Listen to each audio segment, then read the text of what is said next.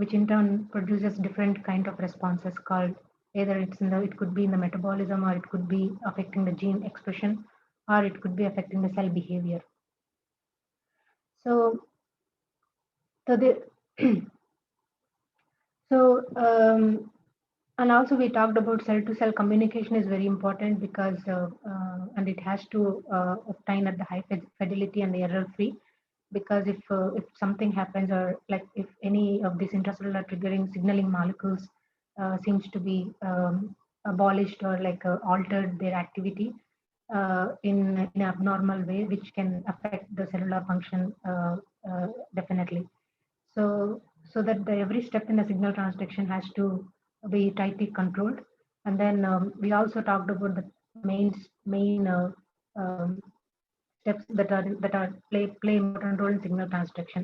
So we talked about binding is important between ligand and receptor, and then the signal transduction is important to transfer the information from extracellular surface to the intracellular network. And then the final, we have to have a proper termination.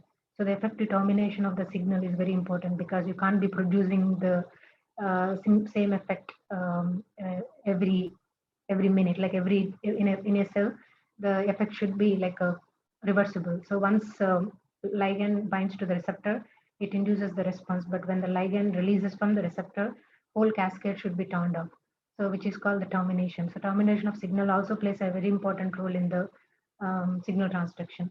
So we talked about all these stuff in the last class. However, I didn't give an example how you can like I said before, error-free signal transduction is very important. If any of the molecules happen to have altered function, then that would affect definitely it functions. For example, here I'm gonna talk very briefly about how that the signal transduction pathway has shown here, which plays an important role. Excuse me, role in the yeast mating. So as you know that yeast cells can produce by both asexual reproduction and also sexual reproduction.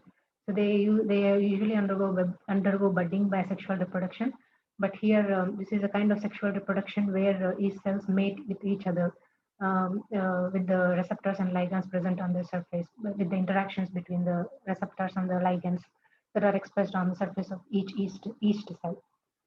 So during this mating process, this is the signal transduction that is important in order to start this mating in yeast. So in general, there is a mating on the yeast cell surface. They express this mating factor activated receptor. So when the mating signal happens, this mating factor, which is called a signaling molecule, binds to the receptor and induces a lot of intracellular cascade, and which is called signal transduction. And finally, during this mating, it produces these projections, which are in the red, which in the yeast biology they called it as schmooze. So these projections are very important for the proper mating between two yeast cells. So when these projections are absent, then they can't mate with each other. So these projections plays an important role. So this signal transduction below here is actually the cascade that's actually important for this formation of these filamental structures on the yeast cells during mating. So when the factor comes and binds to the receptor, which is a binding step, the first step, the signal transduction starts, which is the second step. So as I told you before, that many cell surface molecules, cell surface receptors such as G protein coupled receptors plays an important role in the signal transduction. So here also, these receptors convert they activated by the binding of ligand from GDP form to the GTP form, which is an activated form of G coupled receptors. And then this many cascade signaling will happens, which is majorly through the phosphorylation of a particular proteins. So here these two proteins are important. One is FUS3 and the formin. So phosphorylation of FUS3 is very important in order to phosphorylate formin, which is the final molecule that actually induces the formation of these microfilaments. So the formin is one of the protein that actually important for the actin polymerization, and also important to produce these filamentous structures on the yeast cell during mating. So you can imagine that this signal has to go properly in order to produce this actin subunit which in turn forms this smooth on the yeast cells. However, if anything happens, suppose if there is an error in the signal transduction, for example, I told you that the phosphorylation is important here. But if you think of anything that actually alters this phosphorylation signal transduction or inhibits this phosphorylation, then it can't phosphorylate FUS3 and which cannot phosphorylate formin. So when there is no phosphorylated formin, it cannot able to form the actin polymerization. So this signal transduction phosphorylation is very important in order to transduce this signal. And as you can see here, generally in a research, in order to know the function of particular protein in the cascade, so the first thing you would do is you delete that protein, right? So when you take out that protein, you will see the effects on the particular cellular response and see what causes it may induce. So here, FUS3 and formin plays an important role in order to form this organization. So when you delete FUS3 in yeast cells or formin from yeast cells, then you would see that there is some simple oval structure which with the absence of this smooth. So overall here it clearly shows that the signal transduction and the signal molecules are very important, and the activating mm, the activation of this intracellular cascade is also very important. If any of this happens, then it could cause uh, it could cause the abnormalities in the cell behavior. It could you can apply this kind of signal transductions to even to gene expression and also for other cellular responses like metabolism, etc. So last class we talked about how G protein coupled receptor, right? Which acts like in a molecular switch, and its response will be in a cycle manner. So can any one of you tell me what is the catalytic activity happening here? Like, can you guys name that the activity that converts the inactive form of G protein to the active form of G protein?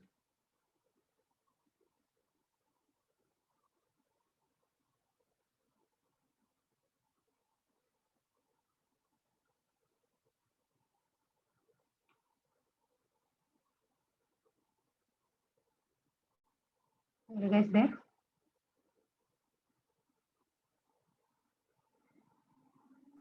Phosphorylation? No. So phosphorylation is downstream of this GTP thing. So, but the arrow that I'm showing. So, can you guys name the chemical like a actual the activity catalytic activity happening here? Last class we discussed. So the activity that is called when GDP converts to GTP.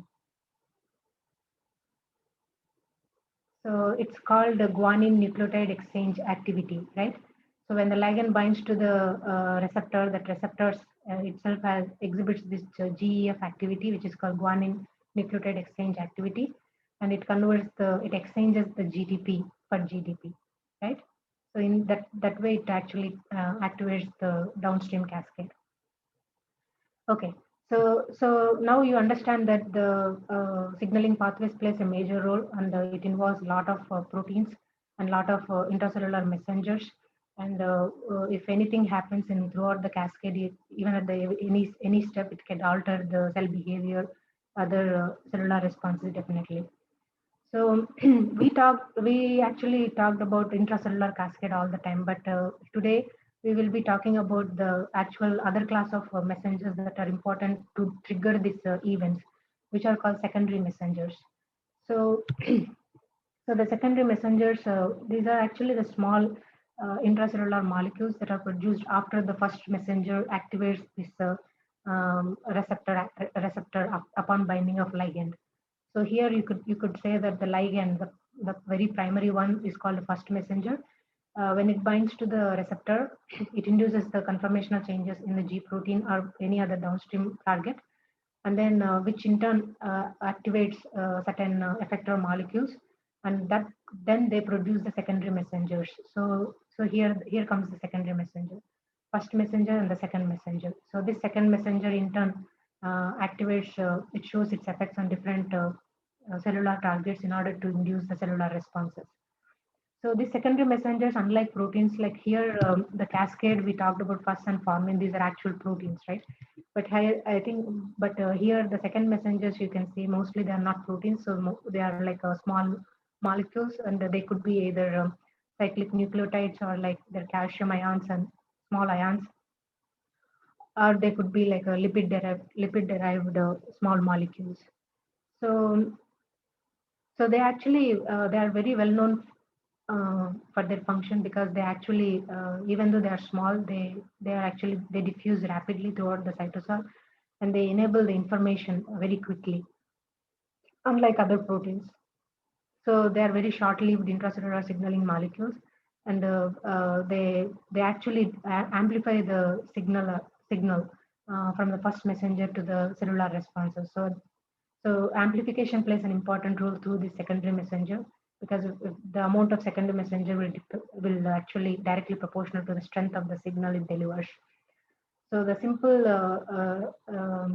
definition for the secondary messengers is it actually relays or circulate the information from the first messenger, the point where the ligand binds to the receptor, and to the cellular responses through different uh, by altering the intracellular cascade pathway. So in a simple way, if you put where the secondary messengers exist, so first messenger it comes to the binds to the receptor, and receptor in turn triggers the second messenger, which releases secondary messenger, and which in turn triggers the activity of or alters the activity or localization of different intracellular molecules, and thereby it controls the biological activity. So, like I said before, secondary messengers actually known to amplify the signal. So it transfers the signals very fast, and the magnitude of any of this end effect is directly proportional to the amount and the concentration of secondary messengers that is released into the cytosol. So if there is a more secondary messengers, then the effect would be more. If there is a less secondary messenger, then the effect would be less. So it could be other way around also. Sometimes the less secondary messenger alters the cell in a different way. So so so that was like a simple role of secondary messengers in the signal transduction. If you come, if we talk about the major classes of secondary messengers, so like I said before, these are the small non-protein molecules. So these are the three major categories secondary messengers can be divided into. So one is cyclic nucleotides, and then inositol triphosphate, and the calcium ions. So cyclic nucleotides, we will be talking about these two nucleotides, which are CAMP, cyclic adenosine monophosphate, and the cyclic guanosine monophosphate, and lipid-derived molecules called inositol triphosphate, IP3, and diacylglycerol, and the last one, but not the least important cellular messenger called calcium ions. So cyclic AMP is one of the mostly widely used secondary messengers. So you can see the cyclic AMP triggering a lot of responses in a lot of signaling pathways. So, if you're wondering how the CAMP will be synthesized, so it actually takes the help of adenylyl cyclase. So this is the which you can call it as AC adenylyl cyclase. So which is a plasma membrane integral membrane protein, and it uses ATP as a substrate. So this enzyme converts the ATP into cyclic AMP in response to the extracellular signal. So, this can be activated or inactivated by different G proteins by binding inhibitory or stimulatory ligand to the G protein coupled receptors. So this is another way of terminating this CAMP secondary messenger signal. So which we will be eventually talking in the coming up slides. But here in this from this slide you will be mostly it's important to know that how the CAMP is generated. So adenylyl cyclase is the one that actually converts the ATP into CAMP uh, with its catalytic activity. So if you want to know the chemical structure that actually CAMP has, so as you know, ATP has this ribose moiety and the adenine moiety and the three phosphate groups in its structure. So when the adenyl cyclase catalytic activity happens, then it removes two phosphates, which is called pyrophosphate, and it converts the ATP into cyclic AMP. So once the secondary messenger is done, like I said before, the secondary messengers are short-lived. So they have to, once they deliver this their responses, they have to turn off or they have to decrease their levels. So in order to control the levels of secondary messengers, especially cyclic AMP, there are another group of enzymes that exist which are called phosphodiesterases. So the function of this enzyme is to convert the CAMP to the AMP. So in that way, it keeps the CAMP levels in a regulated level. So this is also one of the another controlling mechanism how the secondary messenger levels will be down regulated once they deliver the responses. So this part also we will be talking about in coming up slides. So so CAMP signaling is like I said before, it's one of the major molecules that involves in many signaling pathways. So most of the hormones and neurotransmitters they use CAMP as their to trigger their cellular responses. Other components of CAMP, as you can see in the schematic, so that mostly it's a G protein coupled receptor and the protein kinases. So these two are important in order to deliver the information through the CAMP secondary messenger. So in simple, you can say that when the ligand binds to the receptor, it activates the G protein coupled receptors, which we talked about, where it exchanges the GDP to GTP. And the activated G protein in turn activates this plasma membrane adenylyl cyclase, which in turn produces the CAMP, the secondary messengers. And this secondary messengers actually activates the protein kinase A. So these are the kinase family that actually specifically activated by this secondary messenger. And this protein kinase A, so I'm sure you must have known the functions of kinase, right? So kinase is one of the enzyme that actually important to phosphorylate the proteins. It's substrates. So when the CAMP activates protein kinase A, then it in turn phosphorylates the intracellular molecules to trigger particular cellular responses, right? So these are the three major components in the CAMP signaling pathway. One is G protein coupled receptors, which activates adenylyl cyclase, and then which generates CAMP, and the generated CAMP activates protein kinase A to induce the cellular responses. So as I said before, many of the hormones can achieve their effects through the CAMP as a secondary messenger. But here I listed some of the known hormones, some of the hormones that uses the CAMP as their messenger. So one of the best used example in the field is like epinephrine, which is also called adrenaline, and the noradrenaline and the luteinizing hormones, parathyroid hormones. So all these molecules actually trigger their responses through this secondary messenger, especially CAMP.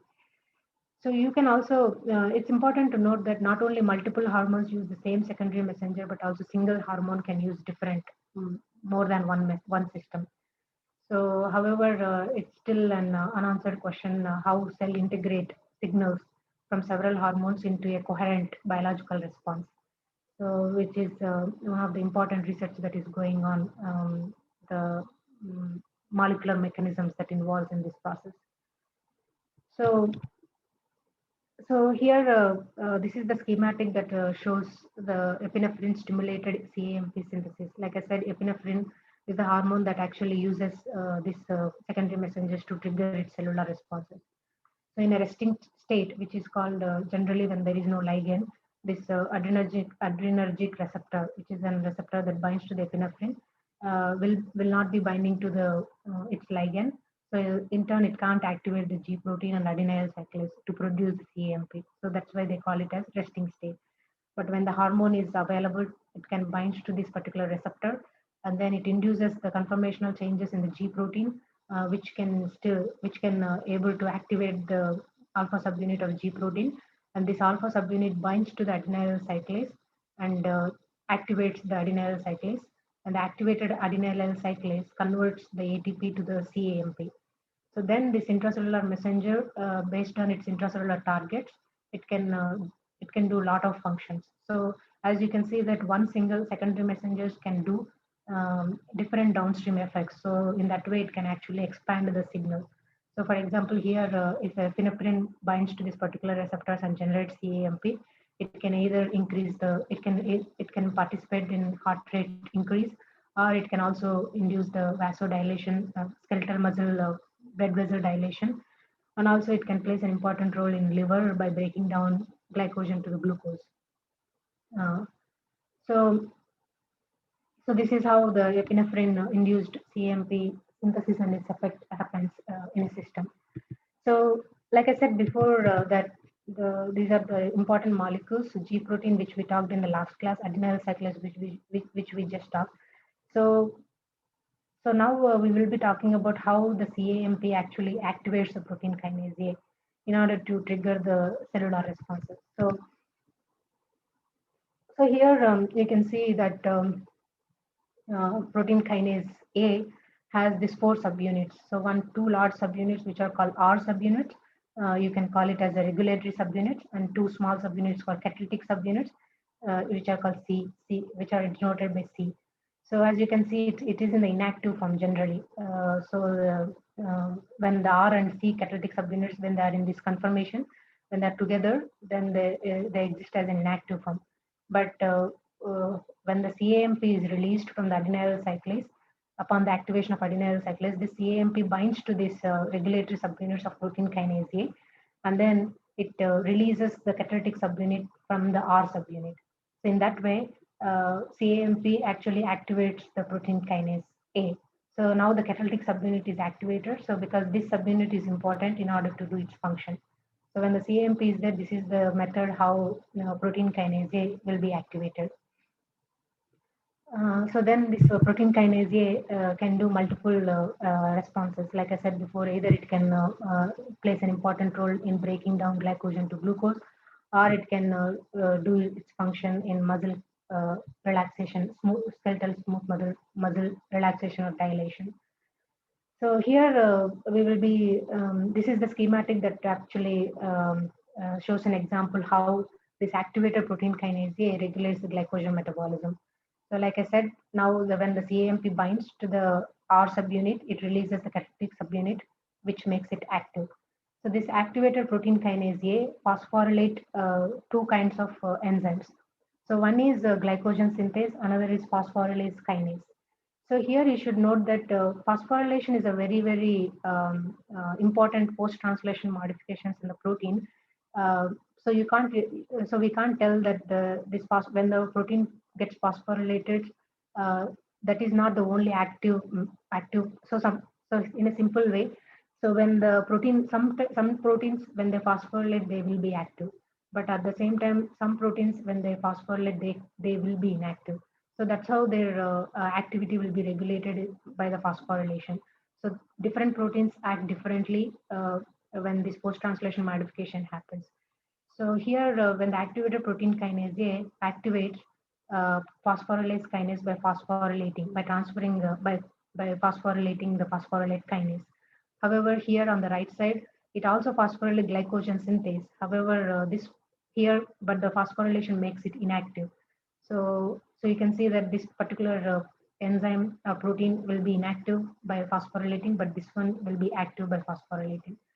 So because this phosphorylase kinase active phosphorylase kinase in turn activates the glycogen phosphorylase. So by phosphorylating it, so it's like a phosphorylation cascade. So one protein phosphorylase, another protein phosphorylase further, another like that. So here from protein kinase A, phosphorylate kinase, and then the glycogen phosphorylase phosphorylates, and this active glycogen phosphorylase will do the final function, which is called converting glycogen to the glucose 1-phosphate. So usually in the liver, they have this glucose 1-phosphatase. So phosphatase is another enzyme activity where it actually removes the phosphate from particular moiety.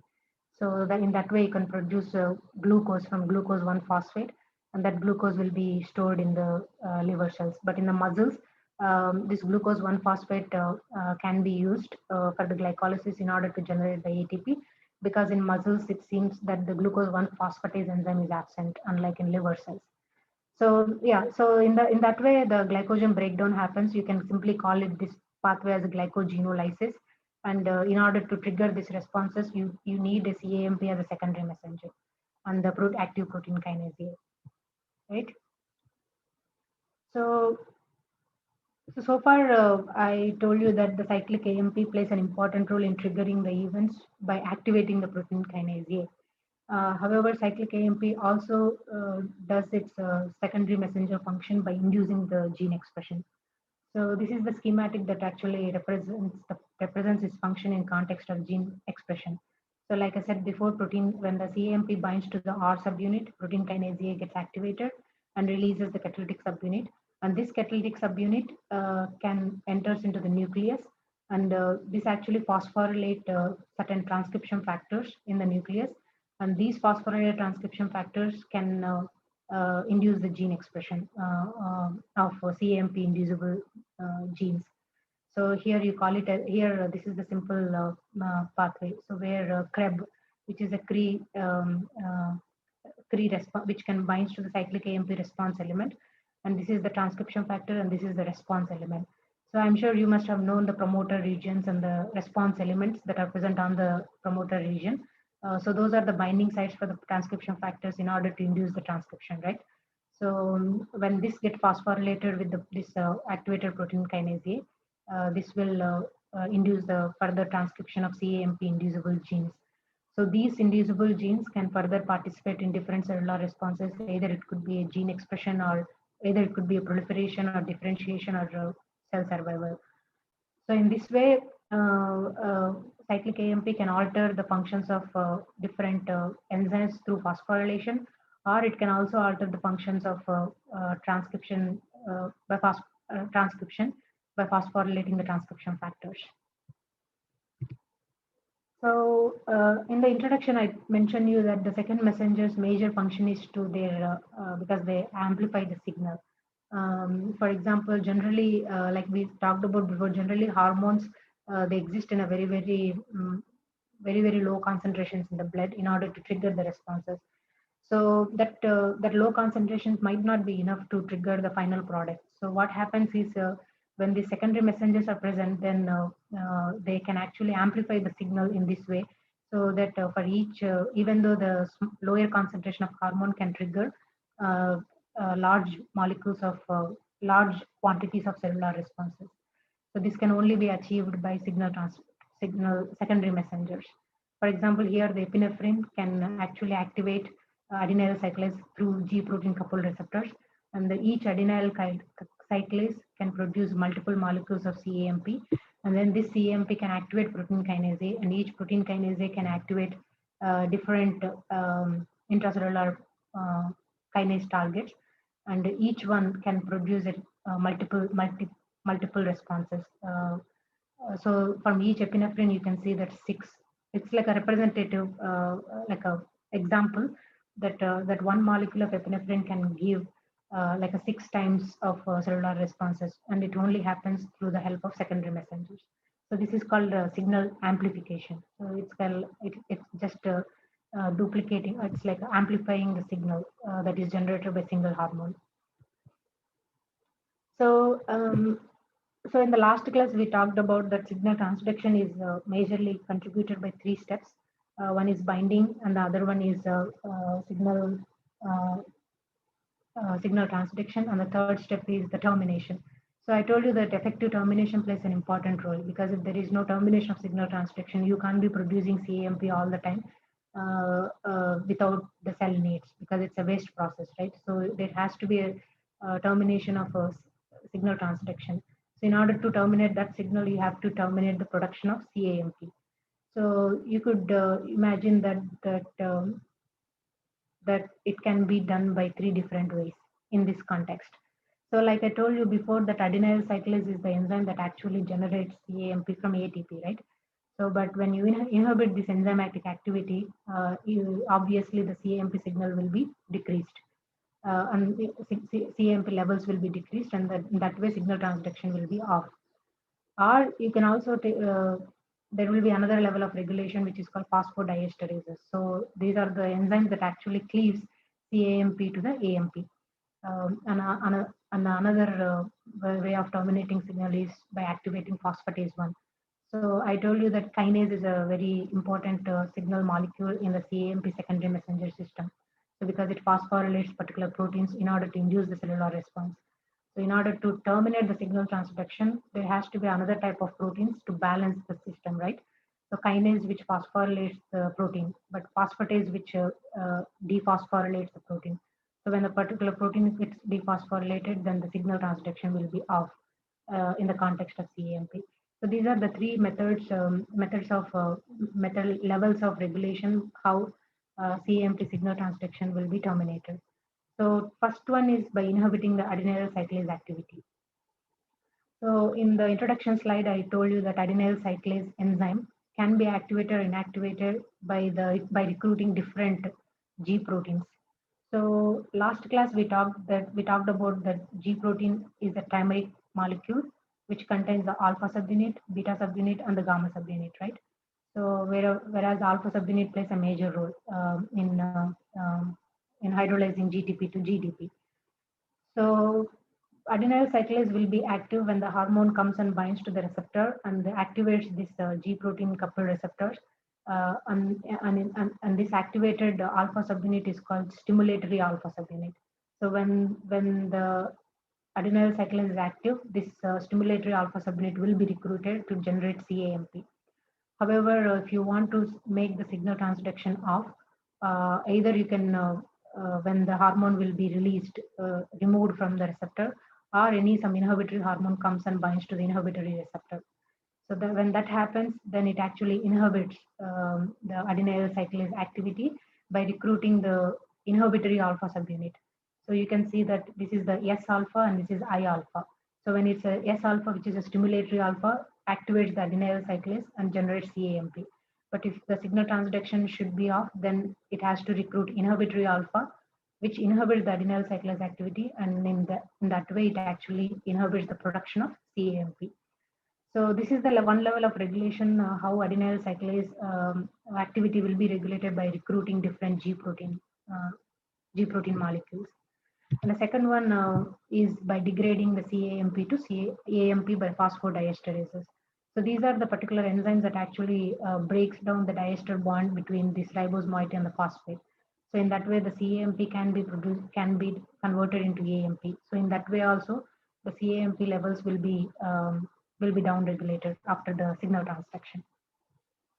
And the third method I was using by activating the phosphatase one.